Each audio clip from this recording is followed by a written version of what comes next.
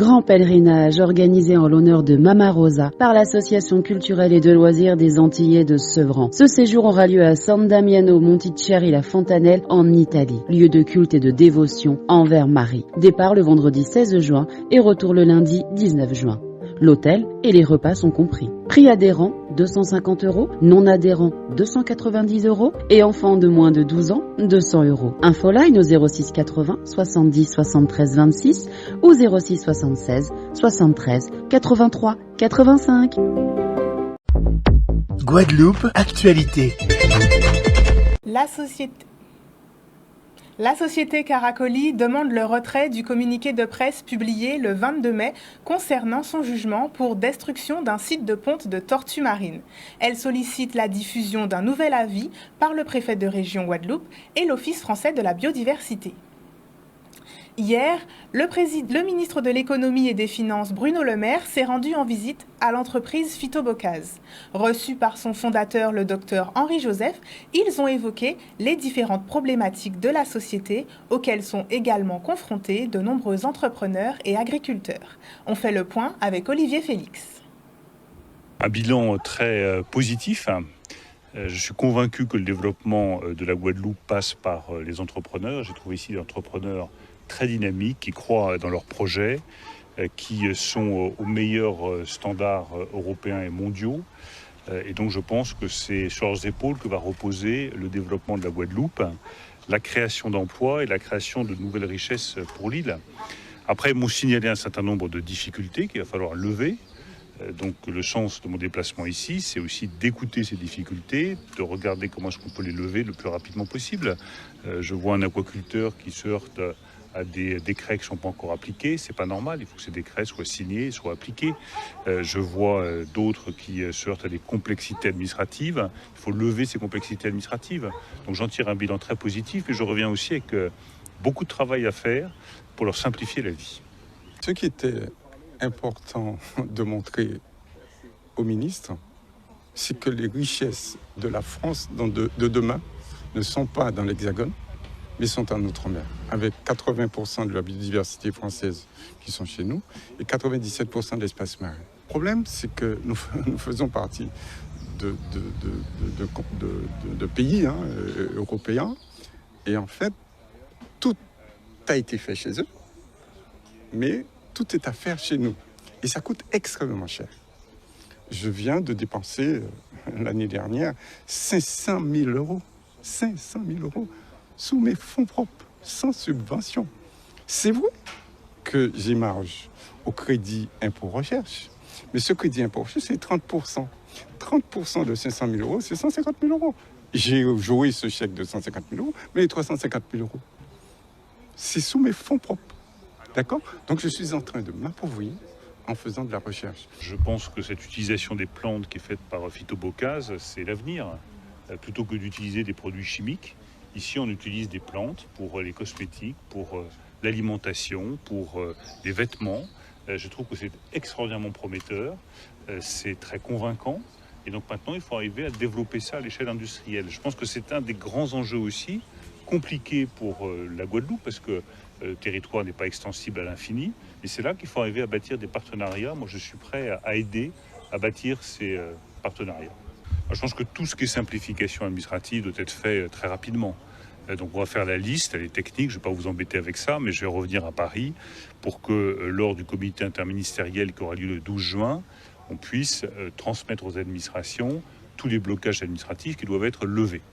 En deuxième lieu, il faut trouver les financements des grands projets dont j'ai parlé à plusieurs reprises, auxquels je crois, l'agrandissement du port, l'agrandissement de l'aéroport et le développement d'une chaîne de gestion des déchets.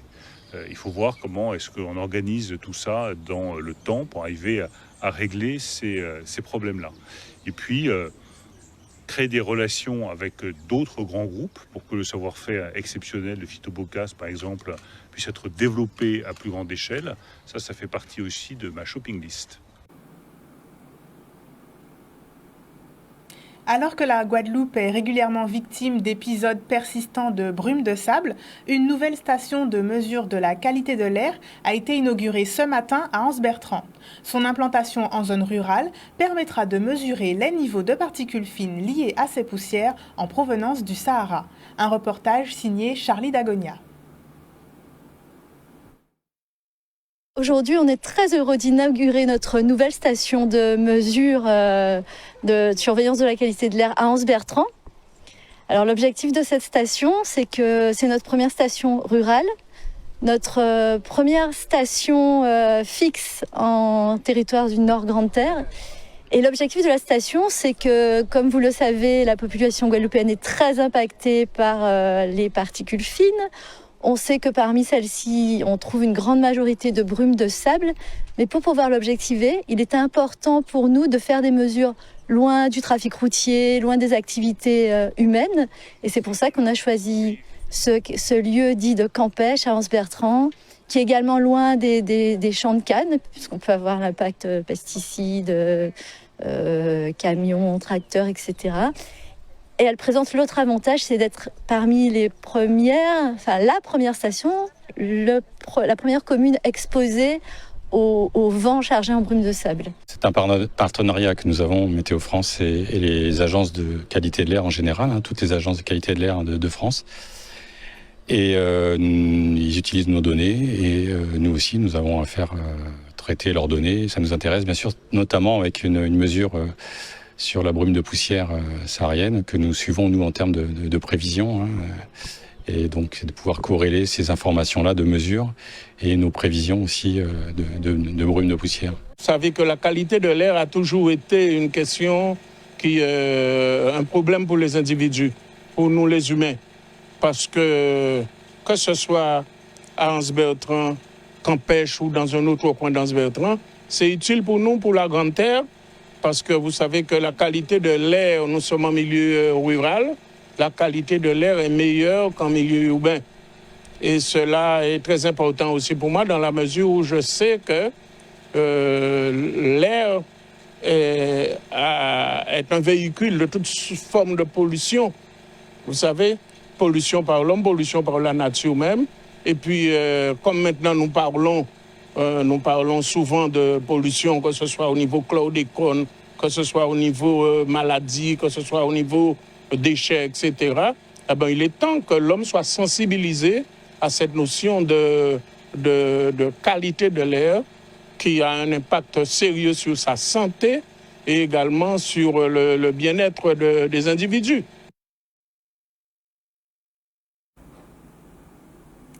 Ils sont encore sur les bancs de l'école, mais ils ont déjà tout de scientifique. Les élèves de l'établissement Luce Joseph de Gourbert étudient l'écosystème de la mare du Ouelmont pour protéger les espèces aquatiques qui y vivent et aussi sensibiliser leurs camarades à l'occasion de la fête de la nature. Reportage. Il faut savoir que la ville de Gourbert s'inscrit dans une stratégie plus large, plus vaste, avec son engagement territoire engagé pour la nature, le TEN, son prix reçu au niveau national par l'OFB d'atteinte de la biodiversité communale. Donc c'est un travail que nous menons depuis notre arrivée aux affaires. On assure la continuité de valorisation de la biodiversité. Parce que pour la protéger, cette biodiversité, il faut la connaître. Et l'ATE, l'aire terrestre éducative, qui a été transmise de main de maître entre une classe de 6e et une classe de CM2 l'an dernier, la passation s'est faite l'an dernier. Aujourd'hui, il y a une restitution de tous les travaux. Donc cette aire terrestre éducative, de notre point de vue, est une véritable plateforme pédagogique. Ça veut dire que c'est franchement un laboratoire à ciel ouvert qui permet aux élèves déjà de prendre la parole en public, de s'exprimer et puis de pouvoir expliquer comment l'écosystème fonctionne. Nous allons vous montrer quel est le problème de la mare du Mont-Ouelmont. Il y a trop de plantes aquatiques. L'hydrille est une plante exotique qui menace l'écosystème de la mare. Elle est beaucoup trop nombreuse et les animaux ne peuvent ni respirer, ni manger et ni nager. Les adultes les ont enlevés à l'aide de pioches et de râteaux. Ils nous ont laissé quelques-uns pour que les animaux puissent se cacher, pour qu'ils puissent manger et pour qu'ils puissent nager et pour qu'ils aient aussi un peu d'oxygène. Maintenant, la mare elle va beaucoup mieux et il y a un peu plus de lumière qui passe. À notre première sortie, nous avons fait tellement de choses. Nous avons découvert qu'est-ce que c'était qu'une mare, pourquoi nous devons la protéger et pourquoi nous devons la sensibiliser. J'ai fait la première découverte depuis l'an dernier qu'on avait une mare située en altitude parce que pour moi, les mares étaient plutôt en grande terre, plutôt en mer galante et de voir cette richesse-là, un écosystème unique à Gourbert, donc ça n'a plus que valoriser notre action en tant que politique. Et effectivement, j'ai fait une découverte récente, c'est extraordinaire. J'ai découvert que les libellules pondaient en fait, à la surface de la mare et les œufs évoluaient justement au fond de la mare. Et j'en ai même, quand j'ai contribué à l'opération de retrait justement de l'espèce exotique envahissante, l'hydrille, on a même vu des larves de libellules. C'était la toute première fois. Donc on n'est jamais trop grand pour apprendre. Et l'apprentissage en termes d'éducation à l'environnement et au développement durable, c'est dès le jeune âge. Et c'est le challenge que la commune, la ville de Gourbert, s'est engagée à relever.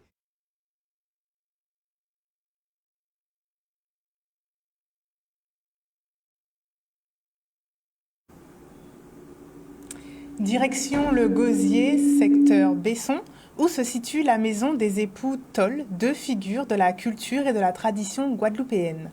Le président du conseil régional, Harry Chalus, y a reçu cet après-midi Jean-Marc Ayrault, président de la Fondation pour la mémoire de l'esclavage. C'était pour lui l'occasion de présenter le projet du Centre régional des musiques et danses traditionnelles qui sera abrité par la maison Akajatline, qui a été achetée en 2021 par la région.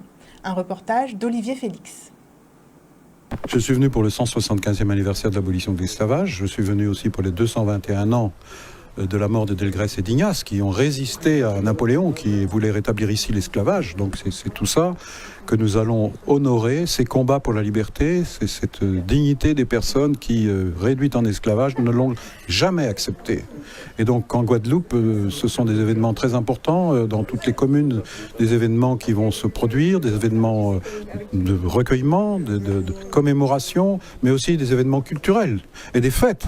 Parce qu'aujourd'hui, je crois qu'il est très important que cette histoire soit davantage connue par tous les Français, pas seulement en Guadeloupe ou en Martinique ou à La Réunion ou en Guyane ou à Mayotte, mais dans l'Hexagone aussi. Nous travaillons avec Jean-Marc Ayrault depuis plusieurs années concernant le Mémorial Apte. Et c'est pour cette raison que nous avions nommé Georges Brédan pour représenter la région Guadeloupe au niveau des monuments historiques, notamment les anneaux de Nantes où il représente tout ce qui est culture.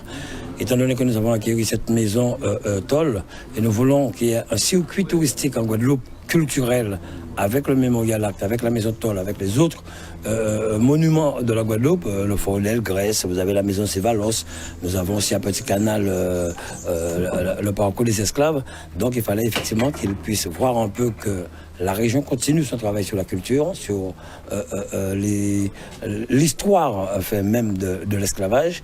Et on le sait très bien que le tambour, comment dire que cela, montre que, comme nous disons, ça nous révèle un peu notre histoire. Et surtout, recevoir aussi des conseils de lui. Et il nous a bien conseillé en fonction de ce que nous voulons faire de cette maison dans le cadre du parcours touristique, culturel que nous voulons pour la Guadeloupe. Les abeilles sont importantes pour la biodiversité et ça, les élèves de l'école Louis Delgrès d'Anquetil l'ont bien compris. Pendant la semaine du miel organisée par la ville des Abîmes, ils ont découvert le précieux nectar sous toutes ses formes, de la ruche à l'assiette. Un reportage de Charlie Dagonia. Alors le choix du miel, parce que ça rentre dans le cadre de nos projets que nous mettons en place autour de notre projet alimentaire sur le territoire. Donc chaque année, nous avons une animation dans les établissements scolaires autour d'un aliment de mets local. Donc cette année, nous avons choisi le miel. Le miel, pourquoi? Parce que c'est quand même un animal, l'abeille qui produit du miel et qui, quelque part, montre aux enfants un fonctionnement de la société, un fonctionnement bien organisé. Donc, il s'agit pour nous de sensibiliser les enfants à la citoyenneté et à l'organisation sur un territoire. Avec le miel et les abeilles font peur en amont parce qu'elles piquent. Et une petite inquiétude quant à la manière de mener les choses. La participation avec la ville a été magnifique. Des personnels très à l'écoute, des gens agréables.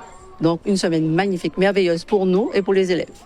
Ça s'est bien passé. Il y avait une dame habillée en abeille. Elle a chanté, elle a raconté son histoire.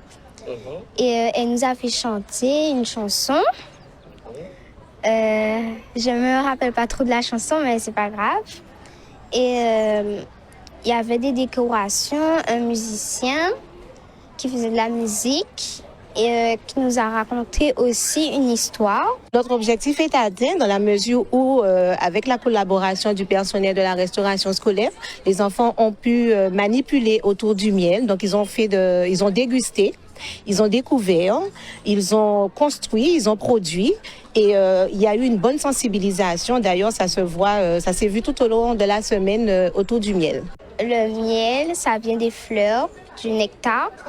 Les abeilles se posent sur les fleurs pour récupérer le nectar avec leur langue et le ramènent à la ruche. À faire progresser. Sur d'autres temps, l'apport pédagogique est très important, la connaissance dans le cadre du développement durable, d'autant que nous avons un arbre très porteur et avec lequel on a appris à vivre avec les abeilles. Donc, pédagogiquement, nous avons un support très fort de travail avec nos élèves. Et ensuite, d'autres actions à décliner dans le cadre du développement durable, de la connaissance de la vie de tous les jours. On prend tout parce que le livre, c'est bien, mais la vie pratique avec les élèves dans le cadre dans lequel ils évoluent, c'est mieux. Oui, j'aime le miel parce que c'est sucré, c'est doux. Et j'aime bien manger ça le matin. Et ça me fait du bien. Ce matin, le lycée Berthen-Juminaire du Lamentin a accueilli la cérémonie de remise des prix du concours vidéo Santé et Sécurité au Travail. Cette compétition visait à sensibiliser les élèves et apprentis aux risques professionnels du travail. 8 établissements de Guadeloupe et de Saint-Martin étaient en lice pour la première place. Un reportage de Ruby Échevin.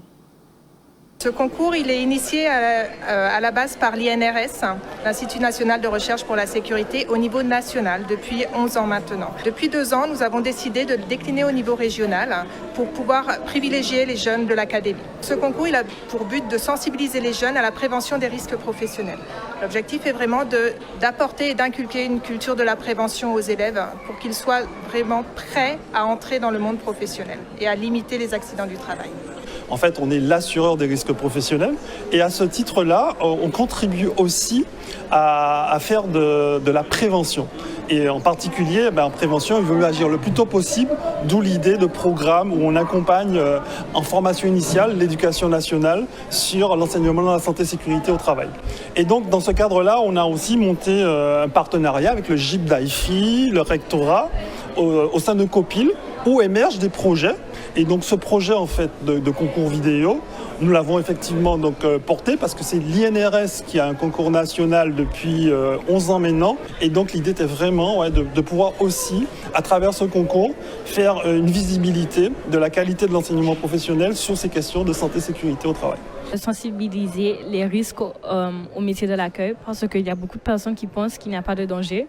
Comme nous aussi, on a pensé qu'il n'y avait pas trop de danger, mais après ça, on a vécu qu'il y a beaucoup de dangers comme les charges lourdes, agression physique ou verbale, etc. On a choisi ce thème car, premièrement, on est en première MA, c'est-à-dire métier de l'accueil. On a pu montrer qu'il y a des risques qui se trouvent dans ce métier, comme ça peut être sur la santé, le moral, le physique. Et de plus, on a déjà vécu ces risques en période de stage. Et j'ai ressenti une belle expérience avec de belles opportunités. Et j'ai aussi appris que le métier de l'accueil, c'est pas parce qu'il est simple et confortable, ça veut dire qu'il n'y a pas de danger. J'ai eu l'honneur d'être parrain de cette manifestation. Ça m'a été proposé par les partenaires. Il m'a été effectivement donné de choisir, de sélectionner parmi ces différentes vidéos, les unes aussi talentueuses que les autres, pour le concours régional. voire au national, pour justement choisir quelle était la meilleure de ces vidéos. Il a été difficile pour moi de partager les meilleures vidéos, hein, tant par la pertinence des informations qu'elle véhiculait, et même pour la forme, la présentation, c'était vraiment très intéressant. Et donc je pense que ces vidéos sont inspirantes et dès le plus jeune âge, il faut sensibiliser. Nous recevons ce soir Monsieur Georges Nandan, superviseur international Guadeloupe de Miss Monde. Bonsoir Monsieur Nandan. Bonsoir et bonsoir à vous Ophélie, bonsoir aux téléspectateurs de Canal 10 Télévision. Tout d'abord, je voudrais, si vous permettez, avant de commencer avec Miss International, demain et tout ce week-end, la tournée de mon ami Louis-Georges, Louis Wilbert à Capesterre-Belle-Eau et à Routier dimanche, dans le cadre de Galacom des îles de Guadeloupe. Je suis le président. Très bien. Est-ce que vous pouvez nous parler de l'organisation du concours Miss Monde que vous préparez? Alors, tout d'abord, Miss International Guadeloupe, c'est plusieurs concours, notamment Miss Monde, Miss International au Japon à Tokyo, Miss Earth aux Philippines, Miss Supranational en Pologne et Miss Intercontinental en Égypte. Et bien entendu, d'autres concours que nous faisons dans le monde. Mais nous avons privilégié 5 concours. Vous savez, le Covid a été pour nous pas un arrêt pendant ces 2 ans, car il fallait, pour entrer dans ces pays, le schéma vaccinal. Et donc, pour trouver des candidats pour pouvoir relever ce défi, ce n'était pas facile. Mais après ces 2 ans épurés, la machine repart. Ça fait 20 ans que nous sommes représentés au concours de Miss Monde. Je voudrais personnellement dire... Enfin, je le dis en anglais. For André Slegg, my friend to the president of Miss Supranational, my very great condolences because his mother was died. Sa maman est morte hier soir. Le président de Miss Supranational, que je transmets toutes mes sincères condoléances pour la Guadeloupe. Voilà. Très bien. Et donc, du coup, vous avez dit que le Covid a un peu impacté cette préparation. Comment est-ce que vous avez réussi à rebondir pour que tout se déroule du mieux possible? Ben, tout d'abord, vous savez que Miss International Guadeloupe, c'est toute une histoire. On a commencé depuis 20 ans et c'est vrai qu'il fallait croire en ce projet. Car, vous savez, nous sommes traditionnellement ici dans un concours qui est régional, qui est mon concurrent. Mais aller à l'international, oser partir à l'international, il fallait relever ce défi en 2002. Chose que j'ai fait avec une équipe qui est toujours avec moi. Et je les salue tous et toutes. Et tous les sponsors, notamment qui suivent cette organisation, les gens qui aiment cette organisation. Si nous sommes là depuis 20 ans, c'est que nous sommes présents dans le cœur des Guadeloupéens. Et vous savez, quelque part, c'est un honneur pour la Guadeloupe, l'île et aussi la Martinique que je voudrais saluer, puisque j'ai beaucoup de soutien en Martinique. Et je voudrais aussi, parce que je sais que votre chaîne de télévision est très écoutée en Martinique, je voudrais dire tout d'abord à ces personnes que j'accueille dans mon élection en général beaucoup de candidats sortant de la Martinique, etc. Cependant, je voudrais dire que nous avons tenu à conserver l'organisation, la poursuite de notre activité, car ça en vaut la peine. Très bien, je vous remercie Monsieur Nandan, merci pour votre venue. Merci à vous Ophélie. Nous allons poursuivre du coup avec un dernier sujet sur le sport. La 3e édition du Grand Prix Boris Carène est lancée. Elle a été présentée hier par son fondateur en présence du président du conseil régional Harry Chalus.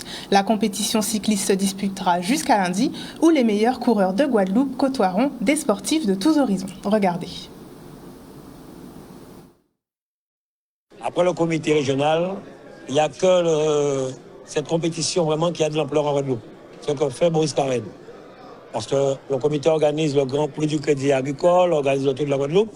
Mais organiser une telle manifestation, faire venir autant d'équipes de l'extérieur, ça se plus pour permettre à nos jeunes de se frotter avec des coureurs d'extérieur avant le Tour de la Guadeloupe. Donc ça c'est un plus pour le sport en Guadeloupe. Je remercie le président de région d'avoir été présent. Pour moi, c'est vraiment un honneur qu'il soit avec nous dès la cérémonie d'ouverture.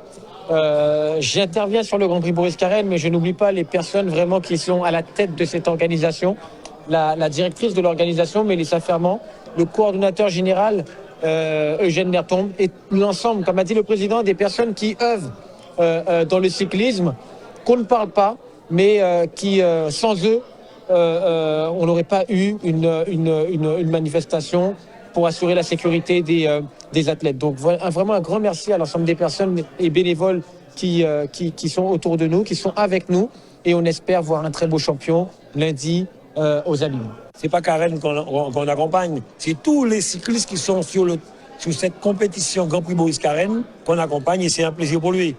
C'est pas facile, comme on le dit, avec tout ce que nous subissons, avec les intempéries, les cyclones qui arrivent, mais on trouvera toujours des moyens pour l'accompagner. En plus, il a été un grand champion, 3 tours de la Guadeloupe, 3 tours de Marie-Galante.